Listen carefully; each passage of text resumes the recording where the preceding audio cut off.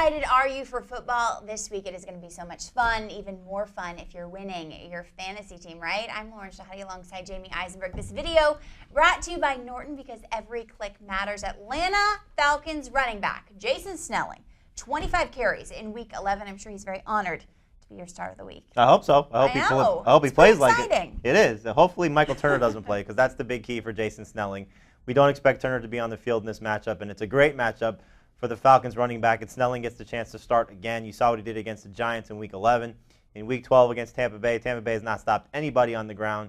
You're going to see Jason Snelling have another fantastic performance. Start him in all leagues. Lauren, I have him in a couple of leagues. I'm starting him over guys like Ray Rice. I'm starting over guys like Joseph Adai. I think you're going to see Jason Snelling run absolutely fantastic.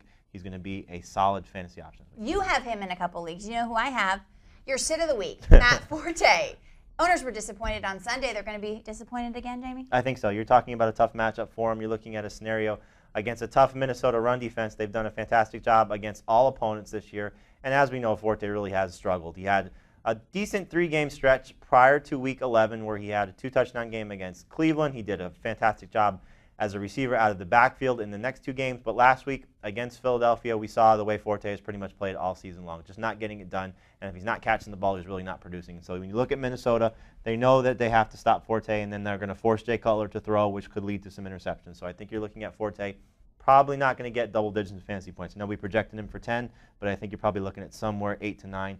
Not going to be worth starting this week. I want his 2008 numbers. Yeah, I think right we all now do. On the double. Who else is starting at running back? Fred Jackson, Marshawn Lynch, Jackson Lynch. Is there much difference in production? Well, there is if you look at what Fred Jackson did when Marshawn Lynch wasn't in there. Now, Marshawn Lynch, he didn't have that luxury of playing without Jackson, but with Lynch dealing with the shoulder problem, he may not play this week. Now, that's the key when you talk about Marshawn Lynch. If Marshawn Lynch does not play, that's going to allow Fred Jackson to look like what he did earlier this season. The key for him is the Dolphins don't have key run stopper Jason Ferguson. He's out for the season now, so that's going to allow Jackson to really step up and play well. Remember the first 3 games of the year. He had 2 games with over 15 fantasy points and another game with 9 fantasy points. So you're looking at a guy that if he gets the majority of touches, good receiver out of the backfield, has the chance to play well. And as we talked about with Ferguson, the 1 game that he missed already this year, you saw Lawrence Maroney have over 80 yards rushing and a touchdown. You see the other 2 names on this list, LaShawn McCoy and Steve Slayton. Slayton's interesting because he did show up Wednesday with a shoulder problem, so keep an eye on his status before you set your lineup for sure. But I do like him if he plays.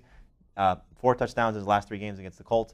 And then LaShawn McCoy, he's had over 100 total yards or a touchdown in every game this year where he's had at least 10 carries. The one time that he did not do that was against Washington, but that was the game where Brian Westbrook got hurt. Now he's going to be the starter. I think he'll do well. He will do well. I'm still upset about Forte. Richard Mendenhall owners might be upset because of the matchup, right, Jamey? Yeah, that's the biggest key. You know, you're looking at a scenario where the 2 games this year where he's faced a tough run defense was against Minnesota and against Cincinnati, and you saw him really struggle in those 2 games. And I think this is a similar type of game for him. Remember last year when he faced the Ravens, that's the game where he hurt his shoulder and he was lost for the season. It was early in the year and really took away his rookie season. So I know he's got a little bit cause for concern facing this defense. The one thing about the Ravens is going to be the key is the health of their defensive tackle, Haloti Ngata. I think he's going to play. He played last week, so I think you'll see him do a good job containing Mendenhall. The other thing to worry about with Mendenhall is the Steelers lost key offensive lineman Chris Kimuatu.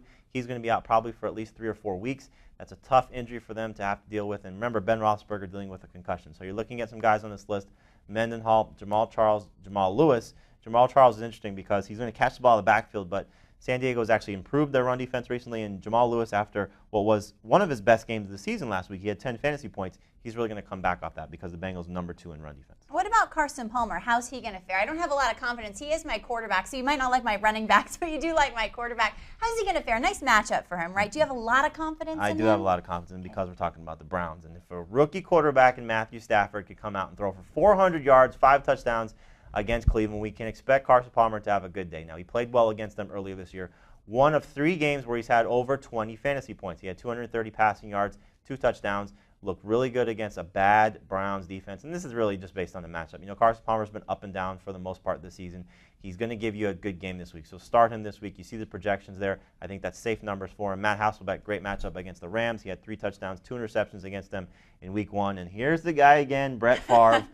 Why don't people start him? He's only being started in 57% of leagues on CBSSports.com. It should be 100. He's the number 5 quarterback in fantasy football. I know you probably drafted guys like Drew Brees, Peyton Manning, Tom Brady ahead of him, but he's been better than some of those guys. Would you start Brady? Would you start Brees, or would you start Favre this week? Because Brady and And, tough matchup there on that Monday night game. Monday I may night. consider starting Favre over Breeze because he's really struggled, and Brady, it's hard to bench Brady. Against that Patriots defense. Okay, are you implying, because you are sitting Donovan McNabb, that my Skins are going to stop him? They may stop him, but I know what you're going to say. Don't even say it. They're still going to win. Okay. You're looking at a scenario with Donovan McNabb similar to Week 7. He had a very mediocre game, 156 passing yards and a touchdown, and he hasn't really had big games against the Redskins in his career. So you're looking at a secondary for Washington that's just played well. They do a good job in limiting what opposing quarterbacks can do, but you're going to see LaShawn McCoy really carry the offense here. It's hard to bench McNabb, but I think you got to just look at the history and what the Redskins have done. They've done a good job. Remember last week they did a very fantastic job in limiting Tony Romo.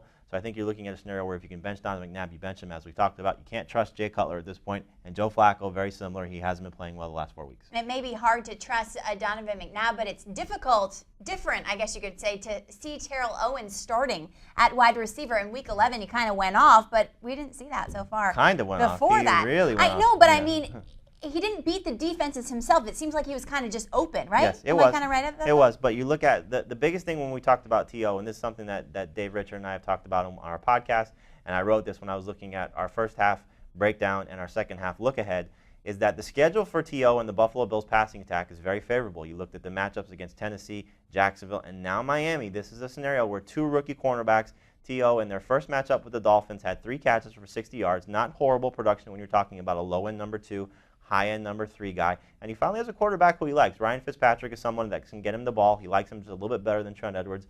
You see him in the way that he played last week. If you take away that big touchdown, he still had 100 yards receiving. So you're talking about a guy in 3 of his last 4 games has been very solid, and I think that's going to continue because, again, we're talking about the Dolphins and their secondary not that great. You see other guys on this list. Antonio Holmes has a touchdown in 4 straight games against the Ravens, so hopefully that continues as well. And then Michael Crabtree scored his first touchdown last week against Green Bay. Great matchup again this week because that's who T.O. ran all over, was that Jacksonville team without Rasheed Mathis. I think Crabtree plays well. What about fantasy owners of Steve Smith? Will we see him play well? Because he hasn't kind of broken 100 yards since, what was it, Week 3? Yeah. It's been a while, so we're going to see it this week. It's been a while. He played well last week against the Dolphins, scored the touchdown, but I think you're talking about a scenario with Steve Smith.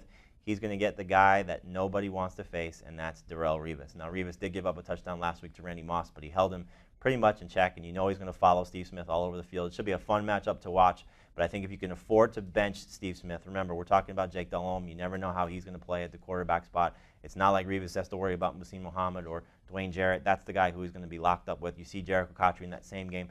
Very solid production, but I think if you take away the touchdown, you're looking, again, 6 fantasy points for him. And then there's your friend, Santana Moss.